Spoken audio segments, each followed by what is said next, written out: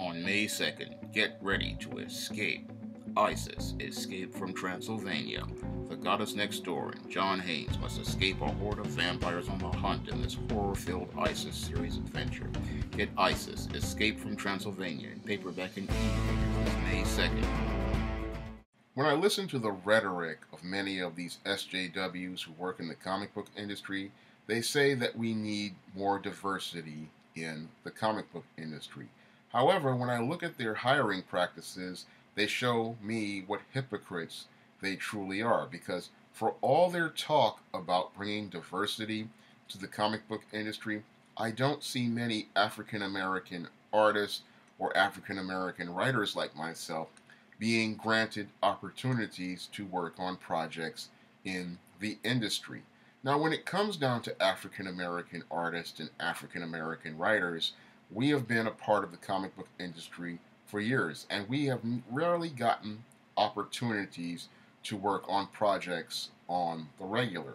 In the past, we've gotten great work from great writers like Dwayne McDuffie and great art from artists like Keith Pollard, but many of those talents, they never really get the credit that they're due or the respect that they do for their contributions to the comic book industry. And a lot of comic fans, they are upset about this because when we look at truly talented black comic creators, they contribute a great deal to this industry. For example, if it wasn't for Dwayne McDuffie, we wouldn't have had the character Static, nor would we have had the television series Justice League or Justice League Unlimited, because Dwayne McDuffie wrote a good chunk, a majority of those episodes. And if it wasn't for artists like Keith Pollard, we wouldn't have characters like the Black Cat, and if it wasn't for artists like Darryl Banks, we wouldn't have Kyle Rayner's iconic crab mask and gauntlet costume. And these are some of the contributions that black comic creators have given to the comic book industry, but the comic book industry really has not made efforts to bring more black creators in to diversify the industry. And many of these black creators, again, have shown that they can produce quality work, and they can produce quality work on the regular. But when it comes down to these SJWs, they'll sit there and talk about how they're all about diversity. But when I take a look at who's being hired by these SJWs, I don't really see many serious efforts to bring in qualified talent. And what I mean by qualified talent are many of the brothers out here and the sisters out here who can write a rock solid comic or draw rock solid pages of comics that tell a great story. Because I know a lot of those comic artists and comic writers, and they're not getting opportunities in this market where these SJWs sit there and talk about diversity. They'll talk about diversity, but when we take a look at who they're hiring, these are some of the most grossly unqualified people I've ever seen. For example, I look at their quest for diversity and how this Ta-Nehisi Coates, this race hustler, has gotten a job at Marvel, and he's sitting there with talking about how he's done this run on Black Panther and how he's literally run this character into the ground with his terrible writing. And now he's been granted an opportunity to work on Captain America, and he's just about to run that character into the ground with his terrible storytelling. But for the SJW, he's supposed to be their black voice, but their black voice is one that most people don't want to hear because he doesn't understand the character, he doesn't understand the character's mission, and he doesn't care to understand the character's mission. But the SJWs, they have him around because he promotes the black that they want to see, and he wants to push the narrative that they want. And that really hurts black creators because when you take a look at his sales, they're so poor and his reputation is so poor that what's going to happen is this prevents really qualified talent that is black from coming into the industry. Because again, when one of us fails, it hurts other black people. This is what many of the SJWs, they won't tell you, but because they're just as racist as many of the other racists out here. And what they will do is passive aggressively hire a guy like Ta-Nehisi Coates, watch him fail, and then use that as a reason to not hire other black people. And what's happening right now in this so-called age of diversity again is that we're not seeing qualified black talent get the opportunity to get work in the comic book industry. And while we've seen the numbers of white women rise in the comic book industry under this whole SJW diversity initiative, we're not seeing a lot of black talent get opportunities to work and show what they can do in the comic book industry. And that's really shows how things really haven't changed that much, because many people in the industry, they were complaining that the industry was 95% white and 95% male, but we're seeing an industry that's becoming more and more white female, and we're not seeing many black voices and many black talents get the opportunities that they're looking for. And that's where I'm looking at this industry and saying that,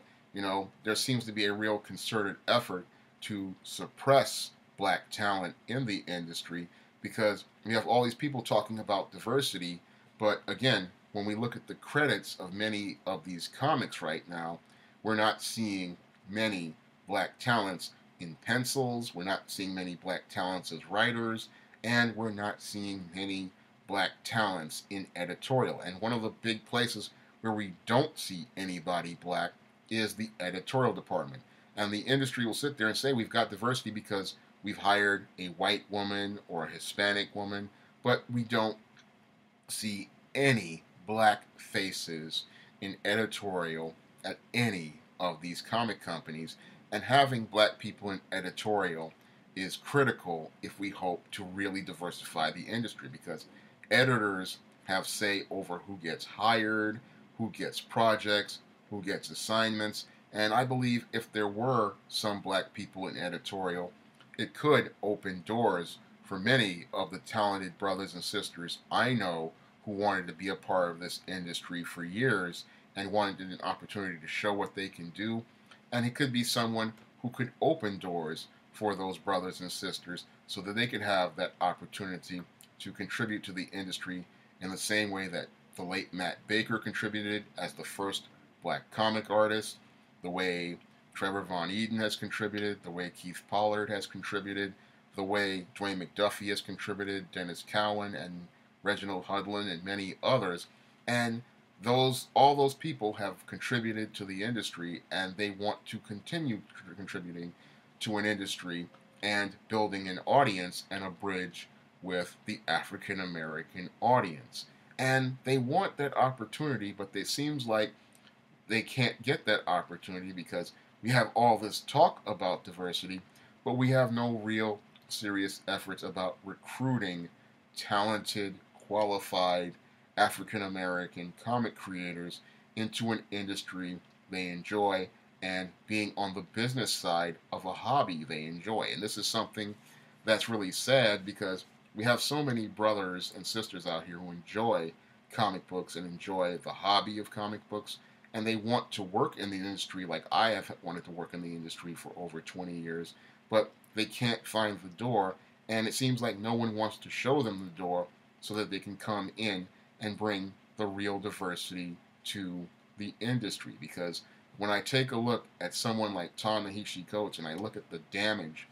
he is doing to the industry, the SJWs believe that having this black guy is promoting diversity, when all he's doing is breathing brand new life into old stereotypes and pushing victim narratives that many African Americans are tired of hearing and tired of seeing in media. And if we want to bring real diversity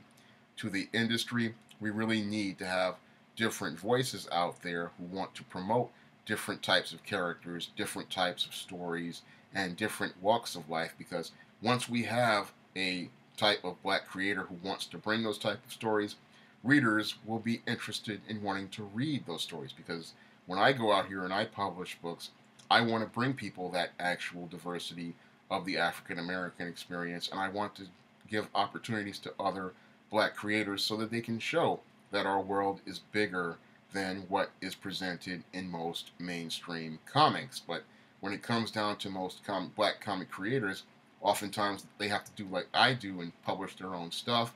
because when we look at the industry, they don't really want to grant opportunities to talented black creators. And again, I've looked at these brothers' work and these sisters' work, and a lot of these guys, all they needed was one opportunity at a company to make a breakthrough, but they can't get that breakthrough because all what happens with many of the people talking about diversity is that they show how much hypocrisy they have, because when they talk about diversity, they're just giving it lip service, but they're not providing actual service by going out here and providing opportunities to many of those truly talented and qualified black comic artists, black writers, and black inkers and black editors who really want to make a contribution to the industry and want to take the comic book industry to the next level,